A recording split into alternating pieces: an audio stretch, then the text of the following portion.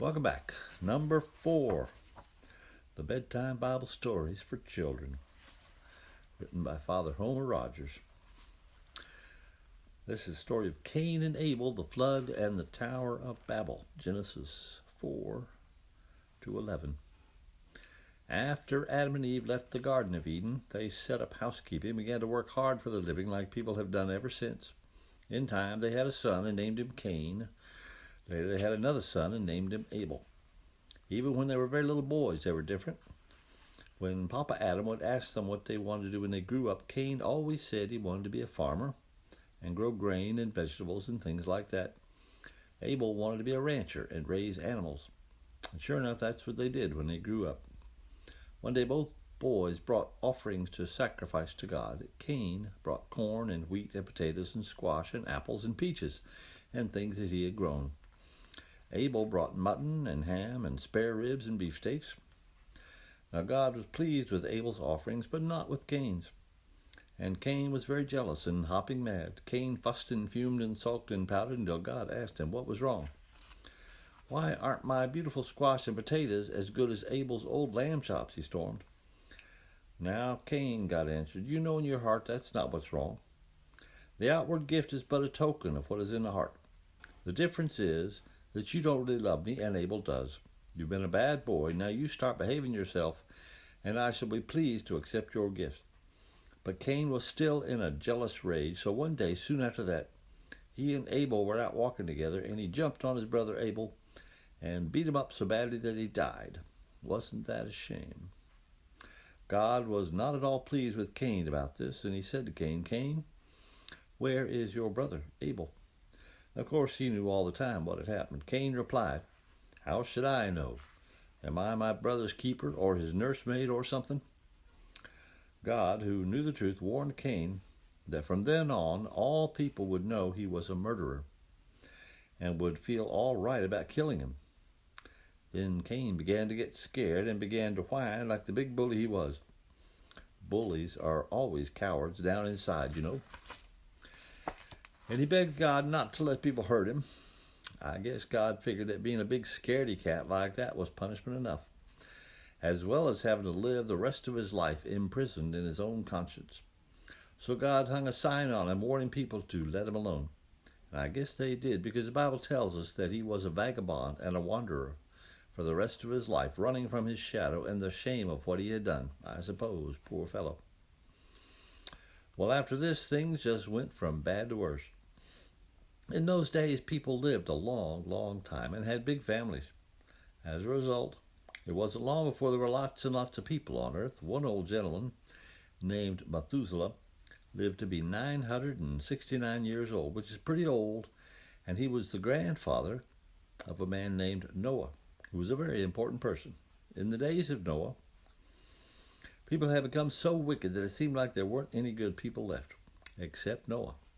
Noah was all right, but everyone else went around cussing and fighting and killing and stealing and sitting around thinking about mean things to do to each other until God got sick of watching all that went on. So one day God called on Noah and said, "Noah, you've been a right decent sort of fella, unlike those no-account neighbors of yours, and I think I ought to warn you.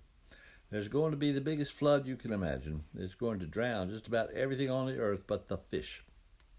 So I expect you'd better start right away building you a boat." Only called it an ark because that's what they called boats in those days. God gave Noah the plans and specifications for the best ark you ever saw. It was a whopping big one. God told Noah to build it really quickly because the rainy season was almost upon them, and to get his wife and his sons. He had 3 sons, Ham, Shem, and Japheth, and his sons' wives, and a whole lot of livestock, and enough food for a long, long time, and seeds and things. So when the flood was over, they could set up housekeeping again. Noah did as God had told him to, and he built the ark, and had a great time stocking it with provisions and rounding up livestock and deciding what to take and what to leave behind. The ark was a bit like a houseboat, or more like a floating farm, because Noah took on board his horses and his cows and his pigs and his chickens. And Mrs. Noah got her canary birds and houseplants. The boys went out and trapped wild animals and built cages to keep them in so there'd be some wild animals left, and they wouldn't all have to drown. They worked like beavers when there's frost in the air, and they had hardly got everything shipshape when it began to rain. It rained and it rained and it rained. The bottom just dropped out of the sky, and the creeks kept on rising and overflowed their banks. And the first thing they knew, they couldn't even see the ground. It looked like an ocean. Then the ark began to float, and Noah's boys out on the deck in their raincoats cried, "Whoopee, we're afloat." And sure enough, they were. Well, sir, it just kept on raining like it never would quit, and the ark floated on, and the water kept rising, and pretty soon, even the tops of the highest hills were underwater. Finally, after 40 days of rain, the sun came out, and boy, were they glad to see it. All the books and bedclothes were mildewed, and Mrs. Noah hung out things to dry all over the deck. So when you went from place to place about the boat, you had to duck under wet sheets and other things that were drying in the sun. As far as you could see, there was nothing but water and more water. Boy, was that a flood. Wow. Noah and his family guessed that they were the only people alive on the whole earth, and they sure were glad God had suggested they build a boat. At last the water began to go down, but with nothing sticking out above the water to measure it against. Noah and his family couldn't tell for sure. It looked like they were going to be stuck out there in the middle of the ocean forever and ever. As a matter of fact, they stayed on that boat for a year and 10 days. They got awfully hungry for fresh vegetables and longed for the sight of land. Finally, one day, the boat gave a shudder, and they heard a grinding noise. Where the boat had been floating along serenely in the current, it stopped. And they knew it had stopped because floating bits of debris kept on floating right past them. Jeff shouted, "We've hit bottom." And they had a lot of fun guessing where they were. With the ark resting on solid ground, they could tell that the waters were going down. Each day they would measure and see how much the water had gone down since the day before. Old Noah turned loose a crow to see if it could find dry land anywhere, and it must have, because it didn't come back to the ark. After a week had passed, Noah turned a dove loose, and it flew around a while and came back to the ark. Another week passed, and Noah turned the dove loose again, and it flew out of sight. After a while, it came back with an olive branch in its beak. And everybody on the boat danced a jig because they knew that somewhere nearby there was trees sticking up out of the water. After still another week, Noah turned the dove loose again, and this time she flew away and didn't come back. So she must have found a place to roost somewhere. Finally, the water went down and dry land appeared under the boat. They were on top of a mountain, of all things.